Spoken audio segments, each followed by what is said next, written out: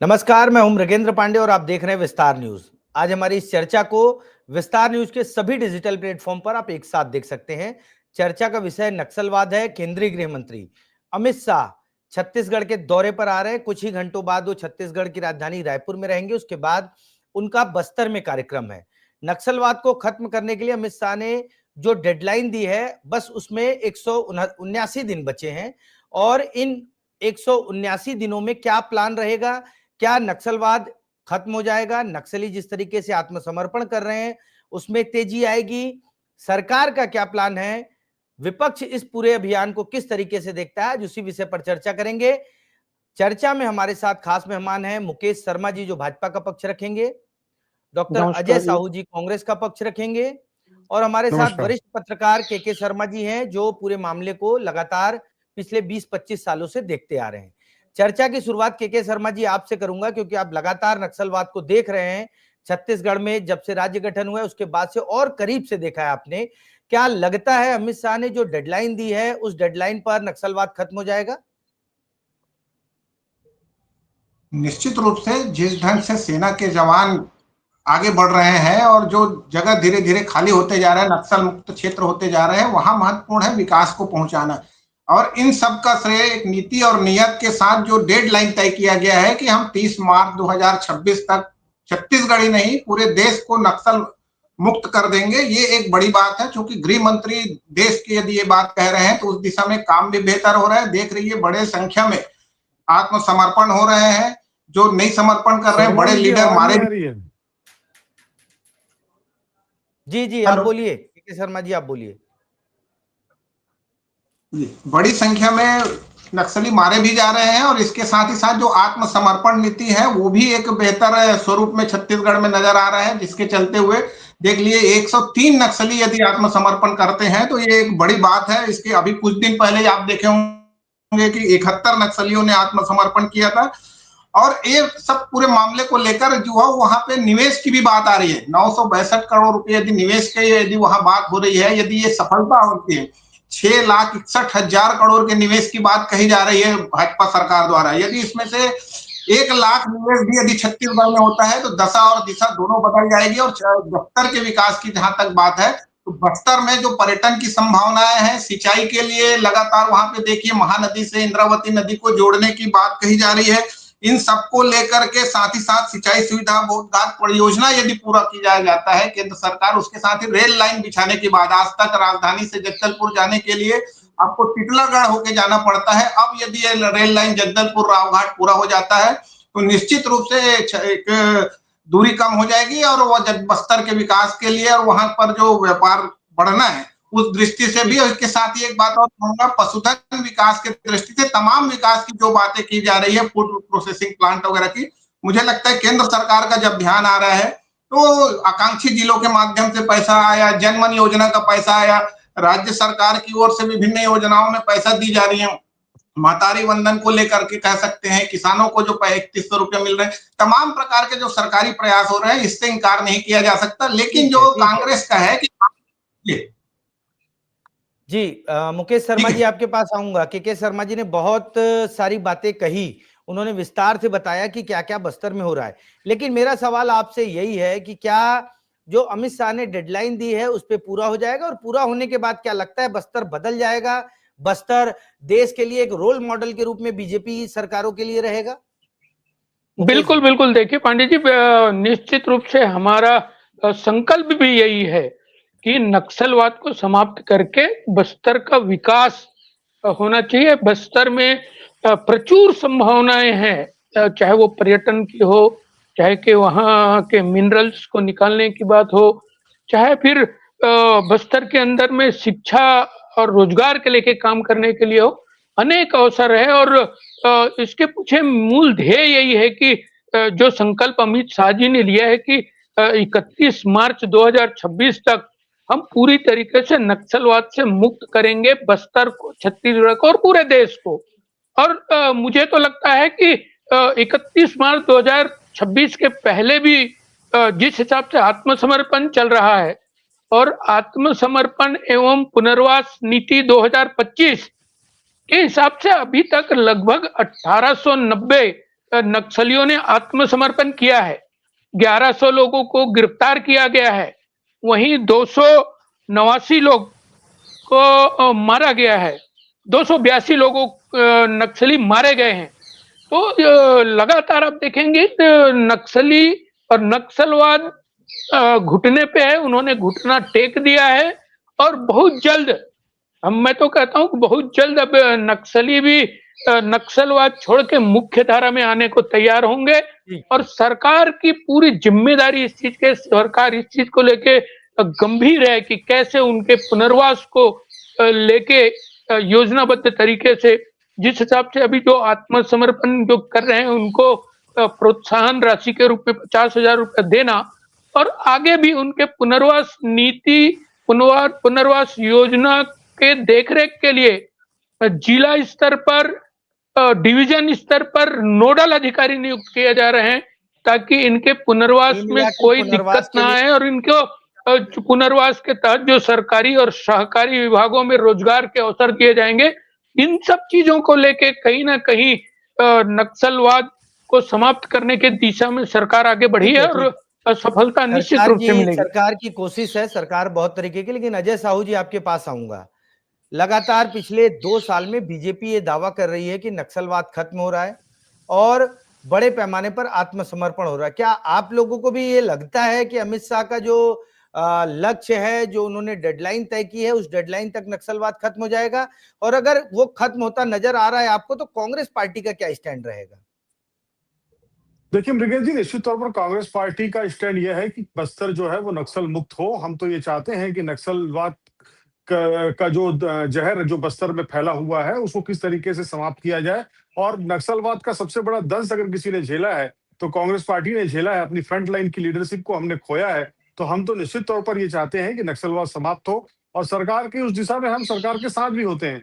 लेकिन बात ये होती है कि जब भी माननीय गृह मंत्री जी का बस्तर या छत्तीसगढ़ दौरा होता है तो उसी समय पर जो नक्सली हैं उनको सरेंडर कराने का इस तरीके से प्रायोजित इवेंट क्यों किया जाता है? केवल जब अमित शाह जी का दौरा होता है उस समय ही ये लोग नक्सली सरेंडर करते हैं। हमने तो इस प्रदेश के अंदर देखा है, जब डॉक्टर रमन सिंह जी की सरकार थी तो जो लोगों ने, जो नक्सली झीरम में हत्याकांड में नरसंहार में शामिल थे, उनकी शादी कराई जाती थी। कलेक्टर एसपी उनकी बारात में नाचने का काम करते थे। ये सारी चीजें उसी बस्तर में हुई है और उसी भारतीय जनता पार्टी की सरकार में हुई है। इस प्रदेश के अंदर, इस प्रदेश को बने हुए 25 वर्ष होने को है, उसमें से लगभग 17 वर्ष तक जो है, 15 वर्ष तक भारतीय जनता पार्टी की सरकार रही और 2 वर्ष जो है भारतीय जनता पार्टी के विष्णुदेव साय की सरकार रही।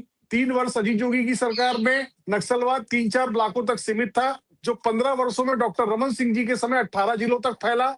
हमने 5 वर्ष में बस्तर के लोगों को टारगेट करके वहां पे विश्वास, विकास और सुरक्षा, ये 3 मापदंड बनाए और वहां पर बस्तर के जो आदिवासी हैं उनके जेब में अधिक से अधिक पैसे किस तरीके से डाले जाए, इस दिशा में काम किया। उनको समृद्ध कैसे बनाया जाए ताकि वो लोग पैसे के अभाव में नक्सलियों के जाल में ना फंस सके। तो इस तरीके से जो काम हमारी सरकार ने 5 साल तक किया और ये जो 2 साल उसी रूपरेखा को लेकर के आगे बढ़ी, तो ये कहना कि 2 साल में नक्सलवाद समाप्त हुआ है, इसे मैं नहीं मानता। भूपेश बघेल जी की सरकार का जो 5 साल था उस दिशा में भी नक्सलवाद को पीछे ढकेलने में बहुत बड़े काम हुए हैं। और मैं खुद नहीं कहता, अमित शाह जी जब बस्तर आते थे तब उन्होंने कहा है, लोकसभा के अंदर खड़े होकर के कहा है, नक्सलवाद जो है वो राजनीति का विषय कतई नहीं है। नक्सलवाद में सरकार के साथ सही कहा आपने, सरकार नक्सलवाद के साथ राजनीति का विषय, कदम से कदम मिला करके हम सरकार का साथ देते हैं। लेकिन साथ ही हम ये भी चाहते हैं कि बस्तर का जो आदिवासी है उसके हितों की रक्षा हो। बस्तर के आदिवासी, जो निरीह आदिवासी है, उसकी हत्याएं ना हो, फर्जी एनकाउंटर ना हो। अभी भारतीय जनता पार्टी के प्रवक्ता कह रहे थे कि उनकी जो पुनर्वास नीति है वो बहुत अच्छी है। तो हमने इसी रायपुर शहर में देखा है कि जो पुनर्वास किए हुए नक्सली थे वो नक्सलवाद का रास्ता छोड़ करके मुख्य धारा में आना चाहते थे, लेकिन सरकार ने उनके साथ किए हुए वायदे को जब पूरा नहीं किया तो उनको बस्तर से लेकर के गृह मंत्री और उप मुख्यमंत्री विजय शर्मा के दरवाजे तक पैदल आना पड़ा और वहां पर धरना देना पड़ा। तो इस तरीके से अगर सरकार नक्सलवाद जैसे गंभीर विषय पर अगर गंभीर नहीं होगी तो इस तरीके से की जो तस्वीरें आती हैं, इससे जो नक्सलवाद का रास्ता छोड़ करके मुख्य धारा में आने वाले जो लोग हैं उनका मनोबल कहीं ना कहीं कमजोर होता है। ठीक है, मनोबल कमजोर होता है। के शर्मा जी, आपके पास आऊंगा। पिछले दिनों हमने देखा नक्सलियों के पत्र आए, उन लोगों ने बहुत मार्मिक अपील की कि हमारे जो साथी हैं वो नक्सलवाद को छोड़कर, हथियार को छोड़कर सरकार के साथ आए। उसके कुछ दिनों बाद एक और पत्र आता है जिसमें उस पत्र का खंडन किया जाता है और कहा जाता है कि वो उनकी व्यक्तिगत राय है। कल भी एक पत्र आया है और उसमें जो सोनू नक्सली प्रवक्ता रहे हैं उनका समर्थन किया गया। आपको क्या लग रहा है, स्ट्रेटेजिकल क्या नक्सली बहुत कमजोर हो गए हैं? इस तरह के जो पत्र आ रहे हैं, क्या लगता क्या है और वास्तव में क्या स्थिति है वहां? के शर्मा जी।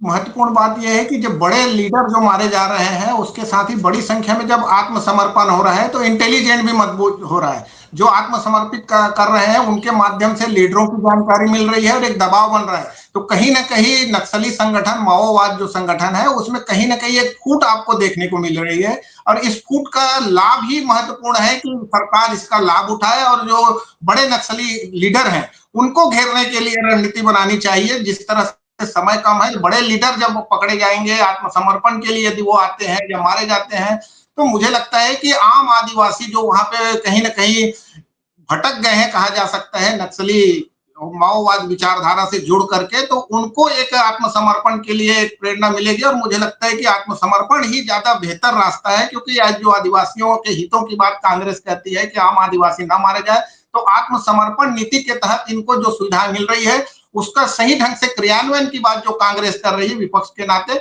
इस पर भी ध्यान देने की आवश्यकता है। और प्रमुख बात देखेंगे नक्सल, आप जो समापन की बात कर रहे हैं 179 डे में, तो इसमें यह है कि ये एक जगह नहीं रहते, ये इनका जो मूवमेंट है वो आप देखिए, जब 4 जिले बीजापुर, नारायणपुर, कांकेर जब दबाव पड़ता है तो ये गरियाबंद में भी आ जाते हैं, गरियाबंद में भी पकड़े गए हैं। इसके साथ ही साथ महाराष्ट्र में भी आत्मसमर्पण की बात आ रही, मुठभेड़ हो रही है और इधर झारखंड में भी मुठभेड़ की खबरें आ रही है। तो ये जो राज्य मिले हुए हैं तो इनके बीच में एक सामंजस्य जरूरी है ताकि नक्सली मूवमेंट करके अन्य राज्यों में न जाए। एक राज्य में आज छत्तीसगढ़ में दबाव बन रहा है, ऐसा ना हो, सभी राज्यों की ओर से दबाव की बात है। मुझे लगता है कि अमित शाह के साथ साथ प्रधानमंत्री नरेंद्र मोदी भी जो माह के अंत में आने वाले हैं और सभी डीजीपी से जो चर्चा करेंगे, मुझे लगता है कि एक अच्छा प्रयास है और इससे जब सभी राज्यों ये जो प्रधानमंत्री नरेंद्र मोदी की पहल है वो बहुत सार्थक देगी, रिजल्ट देगी। मैं मुकेश शर्मा जी के पास आऊंगा। मुकेश शर्मा जी, अजय साहू जी ने 2 सवाल किए कि केंद्रीय गृह मंत्री अमित शाह के आने पर ही नक्सलियों का आत्मसमर्पण होता है, पहला सवाल।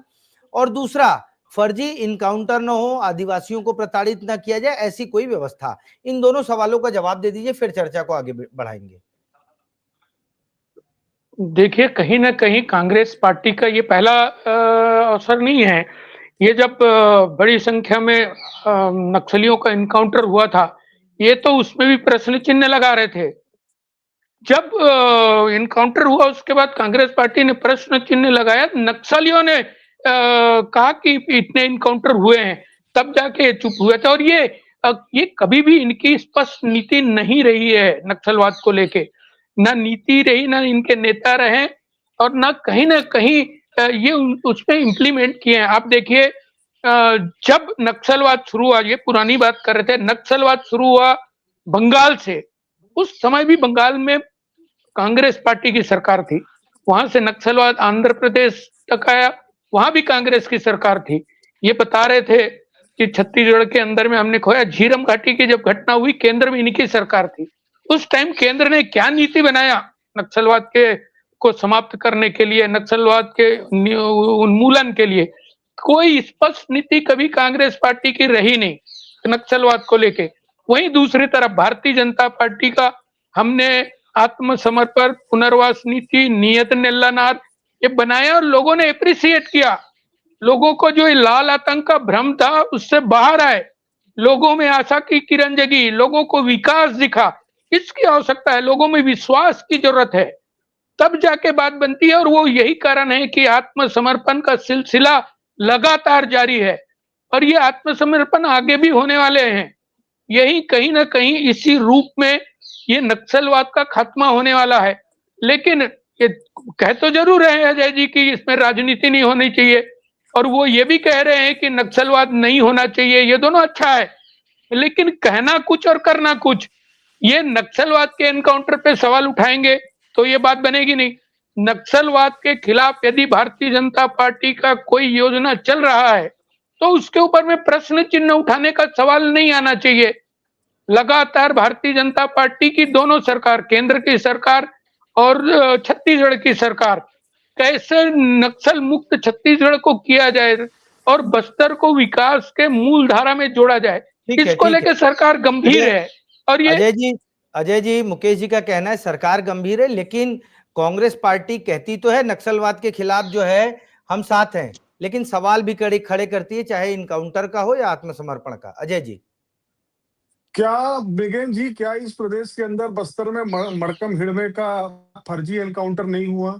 क्या सोनकू और पैकू नाम के 8वीं में पढ़ने वाले बच्चों का फर्जी एनकाउंटर नहीं हुआ?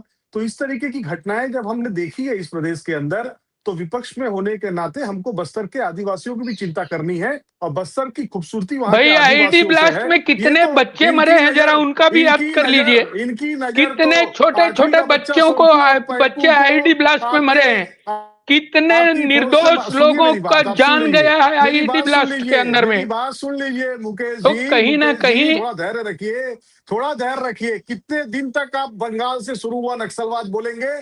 इसी प्रदेश के अंदर डॉक्टर रमन सिंह जी के मुख्यमंत्री रहते हुए 3 ब्लॉकों का नक्सलवाद 18 जिलों तक पहुंचा था। इसमें कबीरधाम जिला भी आ गया था। केपीएस गिल को वो नक्सलवाद समाप्त करने के लिए लेकर आए थे और उनको उन्होंने कहा था कि आप वेतन लीजिए और मौज कीजिए, नक्सलवाद समाप्ति की तरफ मत जाइए। वो तो भूपेश बघेल जी की सरकार इस प्रदेश के अंदर बनी, विश्वास, सुरक्षा और विकास का हमने जो एक लाइन लेकर के हम आगे बढ़े, और जिस झीरम में कभी बारूद की दुर्गंध आती थी वहां पर कॉफी की सुगंध हमने फैलाने का काम किया, दैनिक जीज के माध्यम से वहां पर रोजगार उपलब्ध कराने का काम किया, तब जाके नक्सलवाद को पीछे ढकेलते हुए हम लोग 1-2 जिले तक लेकर के गए थे। उस काम को निश्चित तौर पर सरकार आगे बढ़ा रही है, लेकिन सरकार की मंशा पर प्रश्न चिन्ह तब खड़ा होता है जब ये सरकार सीना ठोकती है और कहती है कि कर्रे गुट्टा की पहाड़ी में 1 महीने से जो है एनकाउंटर चल रहा है, और उसका जो गृह मंत्री है वो आकर के कहता है कि ऐसी कोई घटना नहीं हो रही है। तो जब इतनी संवादहीनता मुख्यमंत्री और उप मुख्यमंत्री के बीच में है, ये सारी चीजें मीडिया में है, मैं कोई आरोप नहीं लगा रहा हूं। जब कर्रे गुट्टा की बात हुई तो हमने आपका साथ दिया, टीवी चैनलों में हम आपके कंधे से कंधा मिला करके चले, लेकिन जब मुख्यमंत्री का बयान दूसरा आता है, गृह मंत्री का बयान दूसरा आता है, तो हम भी तो ये जानना चाहेंगे कि कर्रे गुट्टा की पहाड़ी में आखिर हुआ क्या। नंदराज पर्वत को बेचने की बात नहीं हो रही है। हमने राज्य सरकार ने जब उसकी लीज समाप्त कर दी, तो आपकी केंद्र सरकार उसकी लीज को समाप्त क्यों नहीं कर रही है? क्या एनएमडीसी को बेचने का षड्यंत्र नहीं रचा जा रहा है? आपकी नजर बस्तर को नक्सल मुक्त कराने में है, या वहां पर अपने उद्योगपतियों के लिए रेड कारपेट बिछा करके बस्तर के जो संसाधन है उसको लुटाने की है? अगर लुटाने का है तो आपको बस्तर को ब्लैंक करना होगा, और वो ब्लैंक करने के लिए आप फर्जी एनकाउंटर करके वहां के आदिवासियों को मारने का प्रयास करेंगे, तो कांग्रेस पार्टी वहां के एक एक आदिवासी के साथ ठीक है, मुकेश जी से जवाब ले लेते हैं। लगाए मुझे बोलने से टोके, जवाब का समय था तो मैं सुन रहा था आपको। ऐसा नहीं होता है कि आप अपनी बात तो कह लिए और जब सामने वाला कह रहे हैं तो उसे टोकने लगे। सोनकू और पैकू का एनकाउंटर हुआ था कि नहीं हुआ था? 8वीं के बच्चे थे, क्या वो नक्सलवादी थे? जब उनको न्याय दिलाने के लिए वहां की दंतेवाड़ा की विधायक लेकर के उनको जाती है, तो उन बच्चों के अपहरण का आरोप आपकी सरकार, डॉक्टर रमन सिंह जी की सरकार जो है वो विधायक के ऊपर लगा देती है। क्या विधायक अपहरण करता होगा? तो इतने आतंक, इतना डर आपके समय में बस्तर के आदिवासियों ने देखा है, सहा है। आज निश्चित तौर पर 179 दिन बचे हैं, हम 179 दिन इंतजार करेंगे और उसके बाद आपसे प्रश्न खड़ा करेंगे, आपसे पूछेंगे, लेकिन कर्रे गुट्टा जैसी स्थिति फिर से ना बने 179 दिन बाद, इसका ध्यान। ठीक है मुकेश जी से जवाब ले लेता हूं, फिर के शर्मा जी के पास आऊंगा। मुकेश जी, अजय जी ने बहुत सारे सवाल खड़े किए, आप पहले जवाब दे लीजिए, फिर मैं शर्मा जी के पास जाऊंगा। देखिए मृगेन जी, दुनिया भर की बातें करेंगे, लेकिन हमारा ध्येय बस्तर को नक्सल मुक्त करना है। हमारी कथनी और करनी में फर्क नहीं दिखेगी। एक भी महत्वपूर्ण योजना ये बता नहीं पाए कि नक्सलवाद क्यों इनके समय छोड़ते, नक्सलवाद मुक्त कैसे होता, इसके दिशा में इन्होंने क्या काम किया। केंद्र में इनकी सरकार थी, क्या योजना बनी इनके सरकार के समय में? इन्होंने नक्सलवाद को समाप्त करने के लिए क्या योजना बनाई? बस्तर के अंदर में एक भी बड़ा योजना जो विकास को दिखाता हो, ऐसा एक भी योजना जिसका क्रियान्वयन किया हो, रिजल्ट आया हो, एक भी योजना इनके पास में बताने के लिए नहीं है। तो खाली भारतीय जनता पार्टी की सरकार को गाली देने से बस्तर नक्सल मुक्त होने वाला नहीं है। नीति, नियत और योजना इसके साथ में यदि चलते हैं, क्योंकि भारतीय जनता पार्टी है, हमारा संकल्प है कि यदि नक्सलवाद से मुक्त बस्तर को करवाना है, देश को नक्सलवाद से मुक्त करवाना है, तो हम उस संकल्प लेके चले हैं और निश्चित रूप से सफलता मिलेगी। कांग्रेस का काम हमेशा प्रश्न चिन्ह उठाना, हमेशा भारतीय जनता पार्टी की योजनाओं पे प्रश्न चिन्ह उठाना, लेकिन उनके पास में कभी भी नक्सलवाद को लेके कोई कंक्रीट योजना नहीं रही है और अभी भी नहीं है। ये सिर्फ भारतीय जनता पार्टी ये करती, भारतीय जनता पार्टी की ये गलती है। ये गलती निकालने से कभी भी नक्सलवाद से मुक्त नहीं हो सकता प्रदेश। नक्सलवाद से प्रदेश मुक्त होगा तो योजना चाहिए, नेता चाहिए, नीति चाहिए, सब कुछ स्पष्ट चाहिए। यदि स्पष्ट नहीं रहेगा तो नक्सलवाद समाप्त नहीं हो सकती है। खाली बोलना अलग होता है, बोलना और करना दोनों में बहुत फर्क है। एक भी योजना दिखा नहीं पाए, एक भी योजना चला नहीं पाई है जिसको इन्होंने किया हो, एक भी योजना था नहीं। तो कहीं ना कहीं भारतीय जनता पार्टी के यदि संकल्प है कि हम 31 मार्च 2026 तक नक्सल मुक्त बस्तर बनाएंगे, नक्सल मुक्त भारत बनाएंगे, तो निश्चित रूप से उस संकल्प को हम साधने के लिए पूरी तरीके से पूरा करेंगे। बिल्कुल बिल्कुल पूरा करेंगे और हमारे समय में ही नक्सलवाद मुक्त होगा प्रदेश। सिर्फ संकल्प लेने से समाप्त हो जाएगा या बिल्कुल संकल्प से ही शक्ति आती है, संकल्प से ही शक्ति आती है।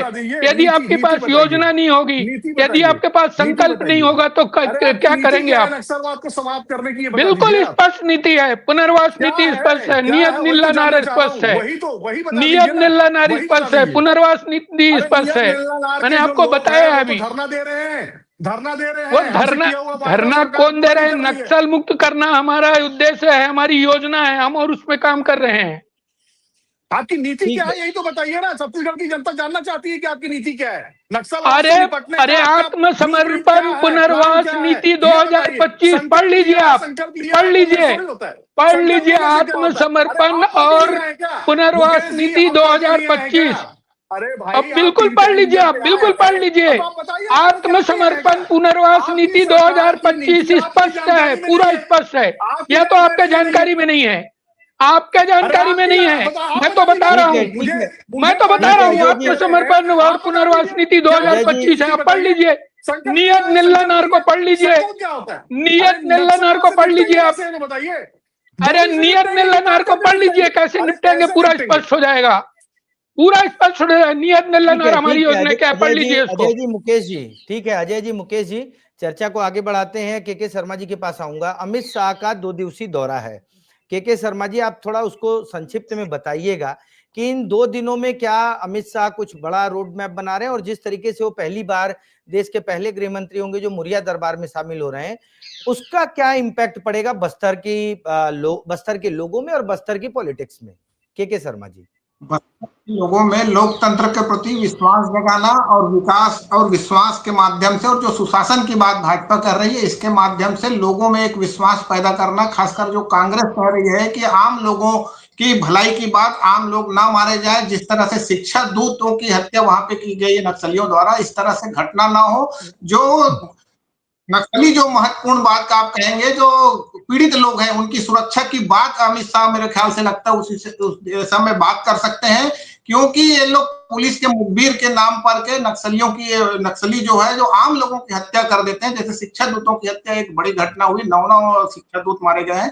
तो ये सबको देखते हुए इसके साथ ही जो विकास की जो बात है महत्वपूर्ण है, कांग्रेस एक विपक्ष में है, उनको भी साथ लेके चलना होगा यदि आप नक्सली उन्मूलन की बात कर रहे हैं तो, क्योंकि जनप्रतिनिधियों की एक महत्वपूर्ण भूमिका उस क्षेत्र में, केवल ये गन की लड़ाई नहीं, बंदूक की लड़ाई नहीं, ये विचारधारा की लड़ाई है। शोषण के खिलाफ जो नक्सली वहां पे खड़े होने में सफल हुए हैं, उस शोषण को समाप्त करने के लिए, आम आदिवासियों में विश्वास जगाने के लिए कांग्रेस की एक महत्वपूर्ण भूमिका है। वहां एक बड़ी राजनीतिक पार्टी है, कह सकते हैं कि पीसीसी अध्यक्ष वहीं से हैं। इन सब को देखते हुए मुझे लगता है कि एक विश्वास का वातावरण विपक्षी दल में भी होना चाहिए कि जो लोग मारे गए हैं वो आम नहीं है। तमाम प्रकार की बातें, जो विकास की बातें मैं जो कह रहा हूं कि जो इंद्रावती नदी को जोड़ने की बात हो रही है, या उड़ीसा के साथ जल विवाद है उसको समाप्त करने की बात है, जो विकास की योजनाओं की बात लगातार कही जा रही है, रेल लाइन की बात है, केंद्र सरकार से अधिक से अधिक सहयोग मिले, ये भाजपा और कांग्रेस को मिलकर तय करना चाहिए छत्तीसगढ़ के हित में। जो विकास की बात आ रही है, जो नक्सलवाद को कोई एक पार्टी का मुद्दा नहीं है, इसको मिलकर काम करना होगा। मैं मुकेश शर्मा जी के पास आऊंगा, एक फाइनल कमेंट लूंगा। अमित शाह 2 दिन छत्तीसगढ़ रहेंगे, उसको उससे बीजेपी को कितनी उम्मीदें, क्या कुछ नया होने वाला है, कुछ बड़ा होने वाला है, ऐसा आपको लगता है मुकेश जी, संक्षिप्त में? देखिए, निश्चित रूप से अमित शाह जी आज छत्तीसगढ़ आने वाले हैं, कल भी यहाँ रहने वाले हैं, कल बस्तर के दशहरा में शामिल होने वाले हैं। और चूंकि ये सब नक्सली उन्मूलन के लिए जो काम चल रहे हैं उनकी भी समीक्षा निश्चित रूप से होगी। तो कहीं ना कहीं जब गृह मंत्री प्रदेश के अंदर में आते हैं तो हमारे जवानों का आत्मबल बढ़ता है, लोगों में विश्वास पैदा होता है। और पहले भी आते रहे हैं, इस बार भी आए हैं 2 दिन के लिए, तो निश्चित रूप से उसका लाभ छत्तीसगढ़ को और छत्तीसगढ़ के लोगों को होने वाला है। शाह के आने से लाभ होगा। अजय साहू जी, क्या लगता है आपको अमित शाह के आने से लाभ होगा? 2 दिन रहेंगे, बस्तर जाएंगे, तमाम चीजें, कांग्रेस पार्टी इसे किस तरीके से देखती है संक्षिप्त में? देखिए, निश्चित तौर पर अगर देश का गृह मंत्री बस्तर जैसे सुदूर अंचल में आता है तो ये बड़ी बात है और अच्छी बात है, आना भी चाहिए। वो देश के गृह मंत्री हैं। लेकिन अगर वो नक्सल उन्मूलन के लिए आते तो बात दूसरी थी। लेकिन मुझे तो ये लगता है कि जिस तरीके से भारतीय जनता पार्टी के अंदर बदहवासी की जो स्थिति है, जिस तरीके से गुटबाजी में भारतीय जनता पार्टी घिरी हुई है, ये उसका निपटारा करने के लिए आ रहे हैं। भारतीय जनता पार्टी का एक वरिष्ठ विधायक रेणुका सिंह, पूर्व केंद्रीय मंत्री, कहती हैं कि सरकार के अंदर रावण है।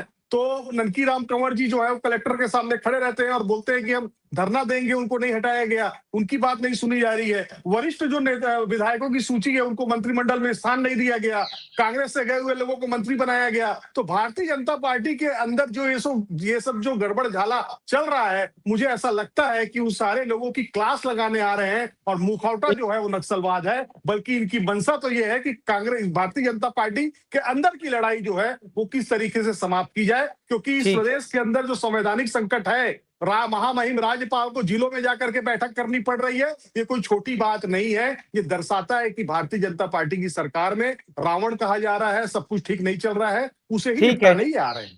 रावण कहा जा रहा है। लेकिन अमित शाह जो केंद्रीय गृह मंत्री हैं बस्तर में रहेंगे। बस्तर में न सिर्फ जो के शर्मा ने कहा कि सिर्फ ये बंदूक की लड़ाई नहीं है, जवानों की लड़ाई नहीं है, सामाजिक बदलाव की भी लड़ाई है, एक आर्थिक बदलाव की लड़ाई है। और उस लड़ाई को किस तरीके से जीता जाए, क्योंकि हर कोई चाहता है छत्तीसगढ़ में शांति हो, बस्तर नक्सल मुक्त हो। क्योंकि छत्तीसगढ़ में अगर कोई धब्बा है तो वो नक्सलवाद है, और उस नक्सलवाद को खत्म करने के लिए डबल इंजन की सरकार लगी है। केंद्रीय गृह मंत्री अमित शाह के दौरे के बाद क्या होता है, क्या अपडेट है, उसे भी हम आपको बताएंगे। आज की चर्चा को यहीं विराम देते हैं। आप सभी का बहुत बहुत धन्यवाद। नमस्कार जी।